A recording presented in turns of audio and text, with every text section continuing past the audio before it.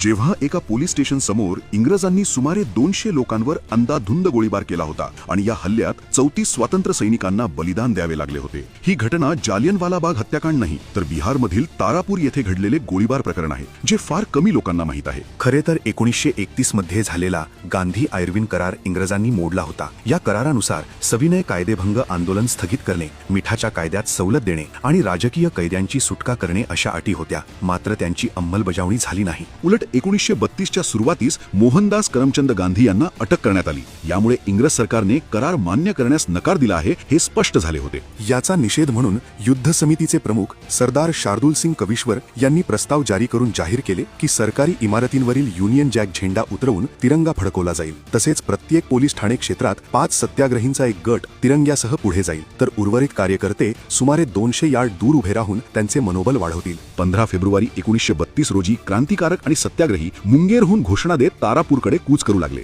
भारत माता की जय आणि वंदे मातरम अशा घोषणा दिल्या जात होत्या। मात्र इंग्रजी प्रशासनाला याची आधीच माहिती मिळाली होती। ब्रिटिश कलेक्टर इओली आणि पोलीस अधीक्षक A.W. फ्लॅग हे मोठ्या पोलीस बंदोबस्तासह तेथे उपस्थित होते। ब्रिटिश सैनिकांनी मारहाण आणि लाठीमार केल्यानंतरही गटातील एक क्रांतिकारक मदन गोपाल सिंग यांनी तारापूर पोलीस स्टेशनवर तिरंगा फडकवला। त्यानंतर परिस्थिती आणखी चिघळली। जमावात संताप उसळला आणि दगडफेक झाली, ज्यात कलेक्टर इओली जखमी झाले। त्यानंतर त्यांनी निशस्त्र क्रांतिकारकांवर गोळीबार करण्याचे आदेश दिले। पोलिसांकडून एकूण 75 वेळा गोळ्या झाडल्या गेल्या, ज्यात 34 स्वातंत्र्य सैनिक शहीद झाले तर शेकडो लोक जखमी झाले। गोळीबारानंतर 3 दिवसांनी केवळ 13 जणांची ओळख पटू शकली, तर 21 जणांची ओळख पटू शकली नाही। ही घटना लपवण्यासाठी इंग्रजांनी अनेक मृतदेह सुलतानगंज येथे नेऊन गंगा नदीत फेकून दिले। अशा प्रकारे तारापूर येथे घडलेला हा नरसंहार कोणत्याही अचानक घडून आलेला हिंसाचार नव्हता, तर गांधी आयर्विन करारभंग, तिरंगा आंदोलन दडपवण्याचा प्रयत्न आणि इंग्रजी सत्तेला टिकवून ठेवण्यासाठी केलेली पूर्वनियोजित कारवाई होती।